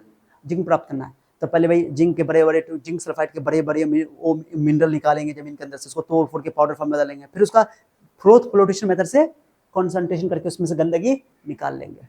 अब जिंक सल्फाइड मिल गया हमको, तो और मिला है हमको, तो जिंक चाहिए, क्या चाहिए?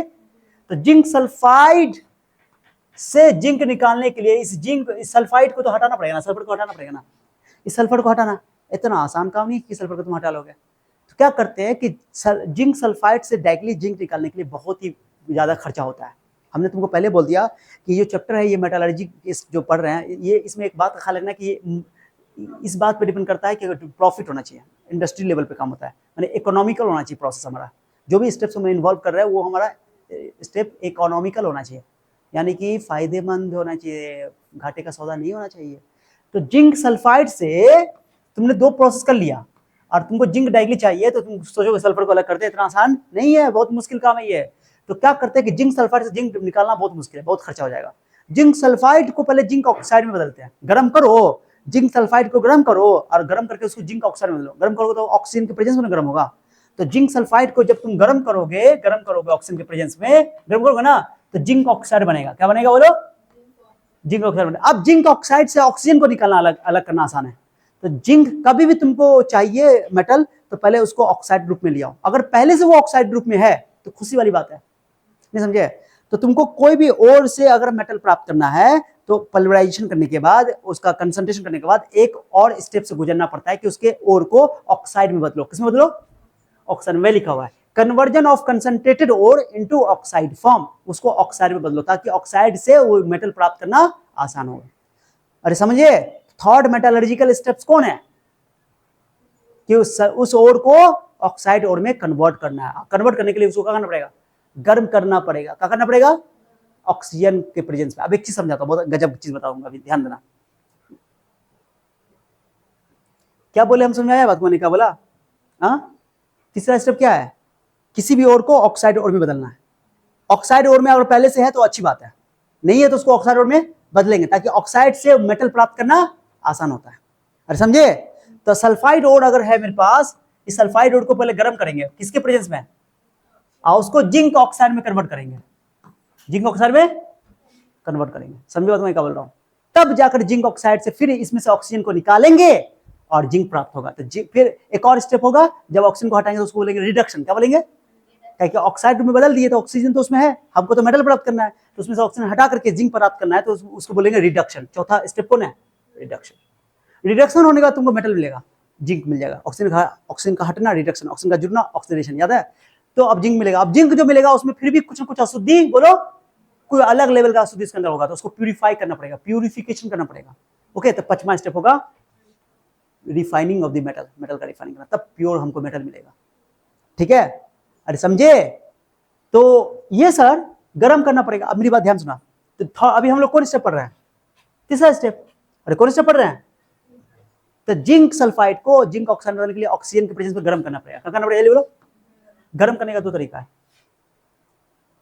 अगर तुम जिस सल्फाइड को तुम ऑक्साइड में बदलना चाहते हो, जिस ओर को तुम ऑक्सीजन में बदलना चाहते हो, ऑक्साइड में किस में बदलना चाहते हो, अगर उस ओर में पहले से ऑक्सीजन नहीं है तो उसमें ऑक्सीजन दो और गर्म करो। खूब ऑक्सीजन दो, खूब दो, खूब दो, खूब दो, एक्सेस ऑक्सीजन दो। ठीक है? समझ आया बात? मैंने क्या बोला? नहीं समझे? हाँ, अब गर्म करो, अब खूब गर्म करो, इतना गर्म करो, इतना गर्म करो, इतना गर्म करो, इतना गर्म करो कि जो सल्फर इसमें मौजूद है वो सल्फर ऑक्सीजन से रिएक्शन करके सल्फर डाइऑक्साइड गैस बनाकर उड़ जाए। बस समझे? समझे? लेकिन इतना भी टेम्परेचर नहीं हो जाना चाहिए ताकि वो मेटल ही पिघल जाए, गल जाए। मैंने मेटल का मेल्टिंग पॉइंट अगर मान लो 1800 डिग्री सेल्सियस है, मैं एग्जांपल दे रहा हूं, अगर कोई टेम्परेचर अगर मेटल का गर्म तो करना है, ऑक्सीजन के प्रेजेंस में गर्म करना है, क्योंकि इसमें पहले से ऑक्सीजन नहीं है, तो ऑक्सीजन तो लेना है, ऑक्सीजन के प्रेजेंस में एक्सेस ऑक्सीजन लेना है और गर्म करना है। लेकिन कहां तक टेम्परेचर ले जाना? टेम्परेचर वहां तक ले जाना है, उससे कम ही रखना है जहां तक उसका मेल्टिंग पॉइंट तक न पहुंचे। मैंने मेटल के मेल्टिंग पॉइंट से नीचे तक ही गर्म करना है, नहीं तो मेटल पिघल ही जाएगा। अब मेटल पिघल के हो सकता है फिर ऑक्सीडाइज हो जाएगा, फिर गैस बनकर उड़ जाएगा, फिर जो हमको मेटल ही मिल रहा था मेटल खत्म हो जाएगा। तो गर्म करना है ऑक्साइड में बदलने के लिए, बट गर्म करना का एक कंडीशन है कि टेम्परेचर उसके मेल्टिंग पॉइंट के नीचे ही होना चाहिए। ठीक है? तो 2 बातें हैं, एक तो ये कि यहां पर सल्फाइड ओर है, इसमें ऑक्सीजन पहले से मौजूद नहीं है, तो एक्सेस ऑक्सीजन लेना है, एक्सेस ऑक्सीजन के प्रेजेंस में कस के गर्म करना है, एकदम हीट करना है कस के, बट मेल्टिंग पॉइंट के नीचे, मेटल के मेल्टिंग पॉइंट के नीचे। पहला पॉइंट। अब चलो ये हो गया, समझ आ गया? अब मैं तुमसे एक बात करता हूं, चलो यहां पर कैल्शियम कार्बोनेट है, ये और है, इसमें से कैल्शियम मिलेगा हमको, क्या मिलेगा? अब इसमें पहले से ऑक्सीजन है और इसको बदलना है कैल्शियम ऑक्साइड में, किसमें बदलना है? इसको भी गर्म करो, गर्म करो, गर्म करो, गर्म करो। लेकिन क्या पहले से इसमें ऑक्सीजन है तो क्या इसमें ऑक्सीजन देने की जरूरत है? नहीं, इसमें ऑक्सीजन कम देंगे, समझे? ज्यादा ऑक्सीजन गर्म तो करेंगे तो कुछ ना कुछ ऑक्सीजन का मात्रा तो लगेगा, लेकिन ज्यादा ऑक्सीजन इसमें हवा नहीं देंगे, हवा नहीं होंगे, उसमें हवा का झोंका देना पड़ेगा। जो सल्फाइड था उसमें ऑक्सीजन नहीं था तो खूब ऑक्सीजन दिया, उसको बोलते हैं एक्सेस ऑक्सीजन। बट यहाँ पे एक्सेस ऑक्सीजन नहीं लेंगे क्योंकि ऑलरेडी इसमें ऑक्सीजन है, तो इसको बोलेंगे कि लिमिटेड सप्लाई देंगे ऑक्सीजन का, लिमिटेड सप्लाई, ज्यादा ऑक्सीजन, लेकिन गर्म तो करेंगे, अभी भी गर्म करेंगे उसके मेल्टिंग पॉइंट के नीचे। तो दो तरह का गर्म करना हुआ, माने किसी और को ऑक्साइड में बदलने का दो तरीका है। एक है कि एक्सेस ऑक्सीजन के प्रेजेंस में गर्म करो, जिसमें ऑक्सीजन नहीं है उसको लिया, जैसे सल्फाइड और ऑक्सीजन नहीं है तो उसको एक्सेस ऑक्सीजन के प्रेजेंस में गर्म करो, उसको बोलते हैं कैल्सिनेशन। क्या बोलते हैं? Sorry, roasting. क्या बोलते हैं उसको? रोस्टिंग। क्या बोलते हैं उसको? जिसको हिंदी बोलते हैं भर्जन, सुनिए ना, भर्जन, जारन, सुनिए ना। तो अगर तुम और में तुम्हारा ऑक्सीजन पहले से नहीं है तो एक्सेस ऑक्सीजन देना पड़ेगा, तो गर्म करना पड़ेगा एक्सेस ऑक्सीजन के प्रेजेंस में, तो उसको बोलते हैं रोस्टिंग। ठीक है, रोस्ट करना बोलते हैं, रोस्ट बोलते हैं ना, रोस्टेड चिकन, सुनते हो? रोस्टेड ब्रेड गर्म किया हुआ, रोस्ट वर्ड इसलिए इस्तेमाल होता है, कहते हमको तो रोस्ट कर दिया, वो नहीं गर्म कर दिया। खाली तवा पे बैठाने की जरूरत, तवा पर ही बैठाया, तवा बैठे तो उछल जाओगे सीधे पॉपकॉर्न की तरह। समझिए बात क्या बोला मैंने? हाँ, समझिए वाला।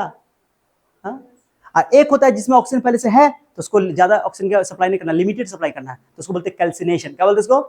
तो कार्बोनेट और के लिए कैल्सिनेशन क्या है? गर्म इसमें भी करेंगे, गर्म उसमें भी करेंगे, बट इसमें लिमिटेड ऑक्सीजन, और रोस्टिंग है ऑक्सीजन एक्सेस देंगे क्योंकि ऑक्सीजन नहीं था उसमें। तो आई थिंक बात समझे? थर्ड मेटालर्जिकल स्टेप समझ में आ गया? थर्ड मेटालर्जिकल स्टेप समझ में आ गया? लो आ गया, लो ए ओ माय गॉड, आजिए आजिए आजिए, लीजिए। कन्वर्जन ऑफ कंसंट्रेटेड, तुमने ओर को कंसंट्रेट कर लिया, मैंने उसमें से इंप्योरिटी अलग किया, तो उसको बोलते हैं कंसंट्रेटेड और सांद्रित ओर, है ना, सांद्रित एस्क इनटू ऑक्साइड फॉर्म। रोस्टिंग पहला क्या है? रोस्टिंग। एग्जाम में आउट क्वेश्चन है कि रोस्टिंग और कैल्सिनेशन में पूछा जाता है, निस्तापन और वर्जन में अंतर पूछा जाता है। तो रोस्टिंग में देखो हम कैसे याद रखें, रोस्टिंग में तो ओ पहले से नजर आ रहा है कैल्सिनेशन में भी आता है वो, लेकिन यहाँ पर अच्छा लग रहा है, वो पहले है, तो ओ मतलब ऑक्सीजन के प्रेजेंस में, ठीक है। और एस लगा हुआ, यानी कि एस मतलब सल्फर, सल्फाइड के लिए, जनरली सल्फाइड के लिए, ठीक है, याद रहेगा, कभी भूलोगे नहीं, ठीक है। तो रोस्टिंग, जब सांद्रित अयस्क को वायु की उपस्थिति में, ओके, बहुत वायु की उपस्थिति में, अधिक वायु की उपस्थिति में कसकर गर्म किया जाता है, तो उस प्रक्रिया को बोलते हैं रोस्टिंग। जैसे जिंक सल्फाइड और में जिंक सल्फाइड को गर्म करेंगे, जिंक ऑक्साइड बनेगा, सल्फर ऑक्सीजन बन करके, सल्फर डाइऑक्साइड गैस बन करके उड़ जाएगा। गौर किए? अरे गौर किए? और ये लेड सल्फाइड है, सल्फाइड के लिए काम करते हैं, फिर सल्फर डाइऑक्साइड गैस बनकर उड़ जाएगा, ये सल्फर डाइऑक्साइड उड़ जाएगा। गौर की बात को, तो लिखा हुआ है when ore is heated strongly in the presence of an excess of air, है ना, excess of air below its melting point, ये बोलना जरूरी कंडीशन है। मेटल के मेल्टिंग पॉइंट से माने उसके मेल्टिंग पॉइंट के नीचे नीचे, ऐसा ना हो कि मेटल पिघल जाए, इतना गर्म नहीं करता है ये गर्म, ठीक है। इस कॉल्ड रोस्टिंग। डेफिनेशन समझ में आ गया? जब सांद्रित अयस्क को, सांद्रित अयस्क कंसंट्रेशन करने के बाद नहीं स्टेप आएगा ये, तब जब सांद्रित अयस्क को वायु की उपस्थिति में कसकर गर्म किया जाता है उसके मेल्टिंग पॉइंट के नीचे तक, उसके गलनांक के नीचे, तो इस प्रक्रिया को बोलते हैं भर्जन, जारन, दो नाम है इसका, भर्जन, जारन, रोस्टिंग। ये सल्फाइड अयस्क के लिए जनरली प्रयुक्त होता है, और भी अयस्क के लिए, सल्फाइड अयस्क के लिए जनरली, ठीक है। इट इज कल द कंसंट्रेटेड सल्फाइड और इज रोस्टेड इन, जो किया जाता है जनरली एक भट्टी में किया जाता है ना, थोड़ा मोटा थोड़ी होता है, बहुत ना आएगा, तो इसको भट्टी में गर्म किया जाता है। भट्टी में कितना गर्म, temperature 1000 degree Celsius, 1500 degree Celsius, ठीक है। तो एक भट्टी होता है, उसका नाम है रिवर बेरोटरी फर्नेस। क्या नाम है? रिवर बेरोटरी फर्नेस, बोलो फर्नेस। हाँ, एक होता है ब्लास्ट फर्नेस, उसको बात भट्टी बोलते हैं, ठीक है। ये एक रिवर बेरोटरी फर्नेस होता है, मतलब एक भट्टी है उसको गर्म करते हैं, ठीक है। When sulphide ore is roasted then SO2 gas is removed, okay, समझ में आ गया अच्छे से? ये जनरली सल्फाइड ओर के लिए लगता है, लिख दिया है, it is used for generally sulphide ore. जैसे फ्लोटेशन मेथड, कंसंट्रेशन करने का जो मेथड था वो सल्फाइड ओर के लिए लगता था जनरली भी, क्योंकि इसमें ऑक्सीजन पहले से मौजूद, तो ऑक्सीजन के प्रेजेंस में कसकर गर्म करेंगे। ट्रायंगल का साइन क्या दे दिया? गर्म कर रहे हैं भट्टी के अंदर। कौन भट्टी के अंदर? रिवर बेरोटरी फर्नेस के अंदर। समझ में आ गया? तो ये सब पॉइंट लिखना एग्जांपल के साथ। अगर एग्जाम में बोले कि रोस्टिंग को एक्सप्लेन करो, डिफाइन करो, तो पूरा लिख दोगे, ठीक है। अरे क्लियर? अब दोनों में अंतर, अब कैल्सिनेशन आ जाओ। कैल्सिनेशन देखो, कैल्सिनेशन पहले इसका फायदा सुन, फायदा देखते पहले, रुको पहले रुको, ए कहाँ गए, कहाँ चला गया कैल्सिनेशन? जा, सब हिंदी में लिखा हुआ है, ये क्या हो रहा है ये कैल्सिनेशन? क्या चीज बताओ? जिसको बोलते हैं हिंदी में निस्तापन। क्या बोलते हैं? तो यहाँ पर ऑलरेडी कैल्शियम जैसे कार्बोनेट हो रहा है, इसमें ऑलरेडी ऑक्सीजन है, तो ऑक्सीजन का प्रेजेंस नहीं लेना, माने कि लिमिटेड सप्लाई देना, बहुत कम ऑक्सीजन एयर के, ज्यादा ऑक्सीजन हवा का झोंका नहीं देना, तो लिमिटेड सप्लाई के ऑक्सीजन के सप्लाई में मेल्टिंग पॉइंट के नीचे गर्म करेंगे तो उसको बोलेंगे, इसमें क्या कैल्शियम ऑक्साइड में कन्वर्ट हो जाएगा और कार्बन डाइऑक्साइड गैस बाहर निकल जाएगा। लो खतरा टटा बाबा, समझे? इसमें ऑलरेडी ऑक्सीजन है, तो फिर माने जिसमें ऑलरेडी ऑक्सीजन है उसमें हमको ऑक्सीजन देने की जरूरत लिखा हुआ है। When ore is heated strongly, गर्म तो करना है, कस के गर्म करना है, कस के। हाँ, generally in the absence of air, air के एब्सेंस में, या ये बोलो लिमिटेड सप्लाई ऑफ एयर, मतलब बहुत कम मात्रा में, ठीक है। एयर तो बिल्कुल हटेगा ना, तो जल भी नहीं करेगा, एयर तो रहेगा लेकिन बहुत कम। In the absence of air below its melting point is called calcination. इसमें या कैल्सिनेशन कार्बोनेट और ऐसे सी से कार्बोनेट याद आएगा, कभी भूलोगे नहीं, ठीक है। ट्रिक बता दिया, कभी भूलोगे नहीं। दो रोस्टिंग में सल्फाइड और था तो उसमें ऑक्सीजन नहीं था, तो उसमें ऑक्सीजन के प्रेजेंस में, यहाँ ऑक्सीजन के यहाँ ऑक्सीजन मौजूद है तो ये ऑक्सीजन के एब्सेंस में, ऐसे आदमी, मतलब कि ऑक्सीजन थोड़ा रहता है लेकिन बहुत कम रहेगा, इसलिए बोल देता हूँ जनरली एब्सेंस बोल दो चलेगा। वो सल्फाइड रोड के लिए, ये कार्बोनेट रोड के लिए, ऑक्साइड रोड के लिए, हाइड्रेटेड रोड के लिए सब बोल सकते हो। It is carried in river battery, ये भी रिवर बैटरी फर्नेस के अंदर, ब्लास्ट फर्नेस में भी होता है, वो केवल रिवर बैटरी, ये ब्लास्ट में भी होता है और रिवर बैटरी फर्नेस में भी होता है, ठीक है। दोनों भट्टी में किया जाएगा। It is used generally for the carbonate ore, hydrated ores and hydroxide ores, ठीक है। एडवांटेज अब सुनो अच्छे से, अब समझाता हूँ। कैल्सिनेशन और रोस्टिंग में अंतर समझ आ गया। अब फायदा क्या है, सुनो फायदा सुनो, अरे फायदा सुनो, फायदा किसका? रोस्टिंग का फायदा सुनो पहले। एडवांटेज ऑफ रोस्टिंग लिखा हुआ, क्या लिखा हुआ टॉपिक पर? तो दोनों में अंतर याद हो गया? अरे अंतर याद हो गया? कब क्या आया था रोस्टिंग, जल्दी बताओ, कब क्या आया था रोस्टिंग? कंसंट्रेटेड और का करोगे, कंसंट्रेशन करने के बाद थर्ड मेटलर्जिकल स्टेप, उसको ऑक्साइड, इसको और को ऑक्साइड में बदलने के लिए किया जाना है, तो गर्म करना पड़ेगा। गर्म करने का दो तरीका, अगर ऑक्सीजन पहले से मौजूद है तो ऑक्सीजन मौजूद नहीं है तो उसके लिए कस के गर्म करेंगे, ज़्यादा ऑक्सीजन का प्रेजेंस रखेंगे, ओके, तो उसको बोलेंगे रोस्टिंग। और ऑक्सीजन पहले से मौजूद है तो उसको में ऑक्सीजन का एब्सेंस रखेंगे, यानी ऑक्सीजन का बहुत कम मात्रा रखेंगे, उसको बोलेंगे कैल्सिनेशन, ठीक है। रोस्टिंग सल्फाइड रोड के लिए ROS ऐसा आ गया ना, रोस्टिंग, ओके। सल्फाइड रोड के लिए ये कार्बोनेटेड रोड के लिए, हाइड्रोक्साइड रोड के लिए, हाइड्रेट रोड के लिए, है ना, हो गया अंतर, खत्म। वो रिवर बैटरी फर्नेस में क्या आता है, और ये जो है रिवर बैटरी और ब्लास्ट फर्नेस दोनों में होता है, भट्टी का टाइप का होता है, ठीक है। सुनो रे बाबा, देखना भी है, खाली सुनना नहीं है।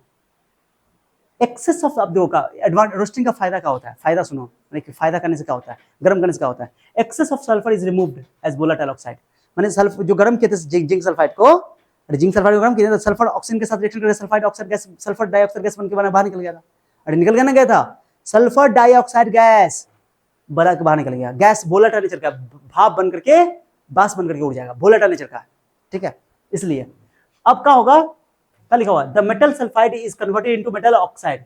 जी मकसद क्या था, सल्फाइड और को ऑक्साइड में बदलना, तो मेटल का ऑक्साइड में कन्वर्ट हो गया।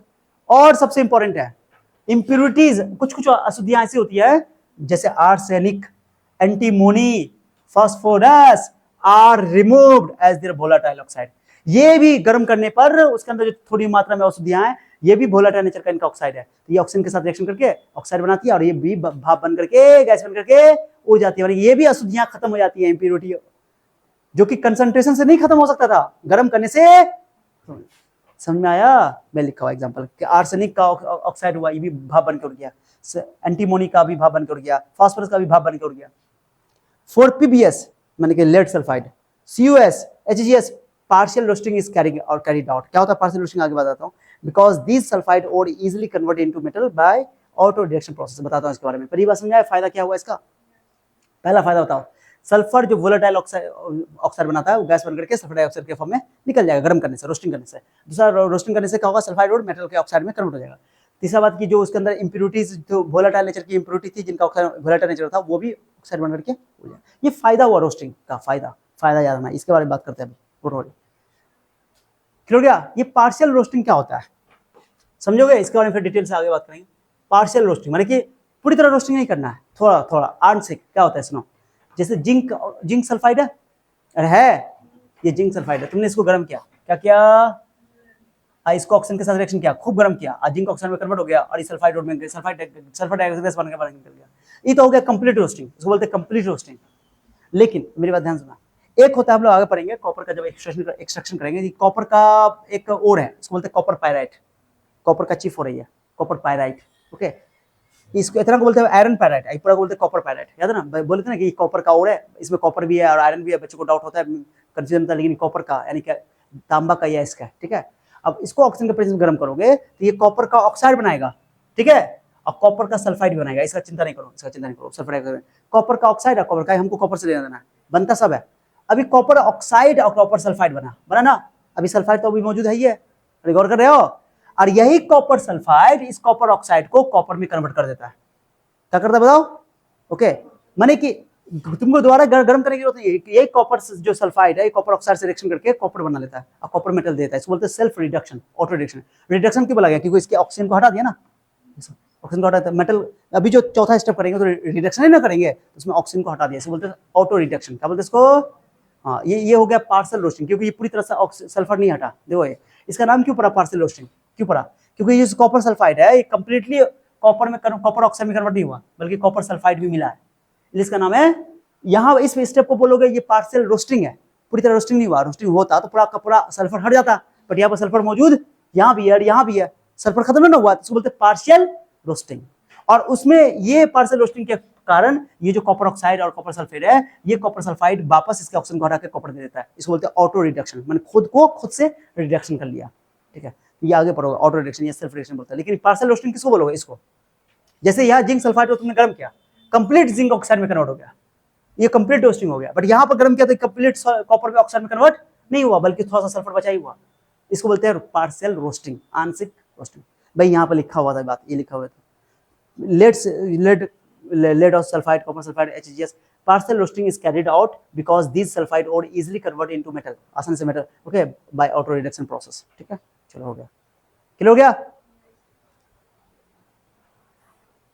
हिंदी में लिखा हुआ, हिंदी का छोड़ो। एडवांटेज ऑफ, भाई आप सुनो, कैल्सिनेशन का फायदा, कैल्सिनेशन का फायदा, भाई जैसे अभी रोस्टिंग का फायदा बोले थे ना, पहला बोलो। कैल्सिनेशन किसके लिए लागू होता है? कार्बोनेट ओर के लिए। किसके लिए? हाइड्रेट ओर के लिए। हाइड्रेट मतलब पानी वाला, नमी उमी होगा, या हाइड्रोक्साइड ओर के लिए, बोले ना, लिखा है ना, carbonate ore, hydrated ore and hydroxide. Calcination करने से मॉइस्चर क्या हो जाएगा? रिमूव हो जाएगा, नमी भाग जाएगी, नमी खत्म। Organic matter is destroy, organic matter जो अंदर मौजूद होगा वो खत्म हो जाएगा। The hydroxide and carbonates ores are converted into their oxide, oxide में कन्वर्ट हो जाएगा, दोनों ऑक्साइड में कन्वर्ट हो गया। And the ore becomes porous and easily workable। हाँ, जो मेटल में और जो तुम गर्म किया तो क्या हुआ, और जो मेटल उसके अंदर है ना, जैसे कॉपर है या कोई, तो वो जो मेटल है वो पोरस हो जाएगा, छेद वाला। अब छेद वाला हो जाएगा तो वो आसानी से काम करेगा, मानी कि वो इफिशियंसी उसकी बढ़ जाती है, वो आसानी से उससे मेटल तुम प्राप्त कर सकते हो, ठीक है। तो गैस बढ़ने से क्या होता है, वो थोड़ा छेद वाला हो जाता है, पोरस हो जाता है, पोरस वाला चीजों से मेटल प्राप्त करना आसान होता है। इसलिए तो ये लिखना, the ore become porous and easily workable, ठीक है। ये सारी बातें इसके ये कैल्सिनेशन का फायदा है। ओके, क्लियर हो गया? अरे क्लियर है? अब नेक्स्ट पार्ट पे चलेंगे हम लोग, रिडक्शन। कौन टॉपिक पे चलेंगे? रिडक्शन। इसके बाद है रिडक्शन, या रिडक्शन याद हो, रिडक्शन ऑफ द मेटल। ये कौन स्टेप हो गया? चौथा स्टेप। कौन स्टेप? तीसरा स्टेप तो हम लोग कर लिए ना। चलो कौन कौन स्टेप किया आज बताओ, कहाँ क्या करना था बेटी बताओ। पल्वराइजेशन को डिटेल से पढ़ने की जरूरत क्यों नहीं पड़ी? क्योंकि इसमें तोड़ना, फोड़ना, पिसना मशीन का काम। ओके चलो, इसमें भी मशीन का, हम लोग पढ़ना कंसंट्रेशन से। तो पहला पढ़िए कंसंट्रेशन, अशुद्धि को दूर करना, गंदगी को हटाना, गैंग को हटाना।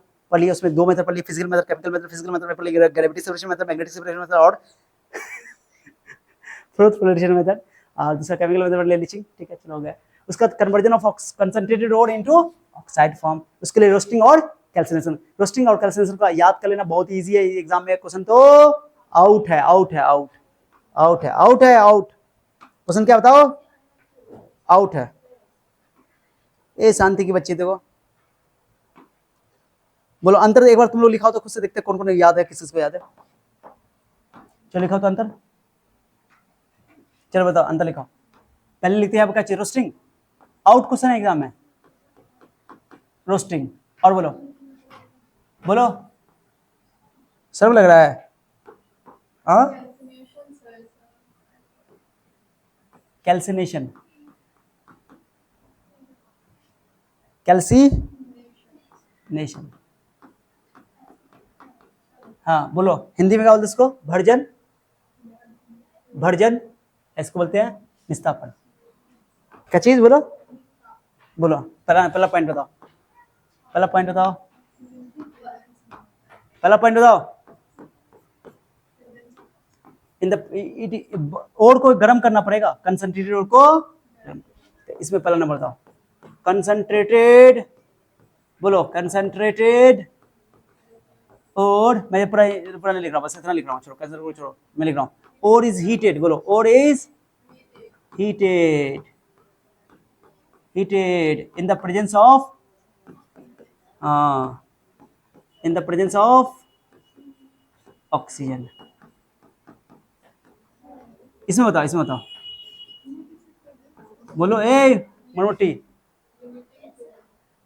नेड़ी निकाल देंगे हम तुम्हारा, जो भी खाई निकाल देंगे अभी है पिचका करके। दूसरा बताओ, और is heated in the presence of, limited supply बोल सकते हो, और is heated in the absence of, लिख दो absence of ऑक्सीजन, यहाँ लिमिटेड सप्लाई ऑफ ऑक्सीजन भी लिख सकते हो, दिक्कत नहीं है, ठीक है। चलो और बोलो, दूसरा बोलो, it is useful, it is used for sulphide ore, generally sulphide ore, है ना, किसके लिए, ये किसके लिए लेता, it is used for carbonate ore, और कार्बोनेट ओर, हाइड्रोक्साइड ओर, और हाइड्रेटेड ओर, और तीसरा बोलो, तीसरा बोलो, जा मुंह बंद है, एडवांटेज का लिख दो, एडवांटेज सब वैसे भी तो है, कोई दिक्कत नहीं। और का लिखोगे, एग्जांपल दे दो एक दो, बस हो गया, सिंपल बात। और भी लिख सकते हो, वही सल्फाइड, ये वाला रिवर्बरेटरी फर्नेस बोले थे ना, ओके। तो it is carried out in, it is carried out in, लो कैरिड मतलब कराया जाता है, it is carried out in reverberatory furnace, हाँ, it is carried out in river बेरोटरी फर्नेस, ओके। ये दोनों में करवाया जाता है, इट इज कैरिड आउट, बोलो इट इज कैरिड आउट, बोलो ना, कैरिड आउट इन रिवर नहीं जगह तो यहाँ आ जाओ, रेटोरी, रिवर बेरोटेरी सही तो लिखा होता है, बेरोटेरी, बीई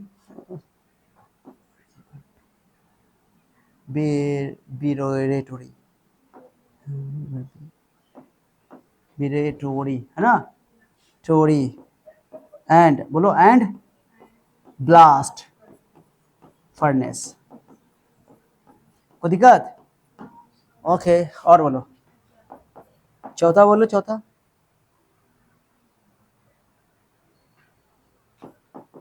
एग्जाम्पल, जिंक सल्फाइड का गर्म कर लो ऑक्सीजन के साथ, जिंक ऑक्सीजन में बदल जाएगा और सल्फर डाइऑक्साइड गैस बना करके बाहर।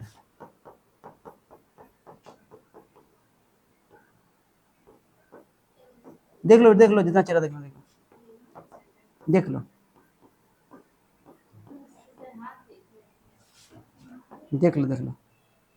Calcium oxide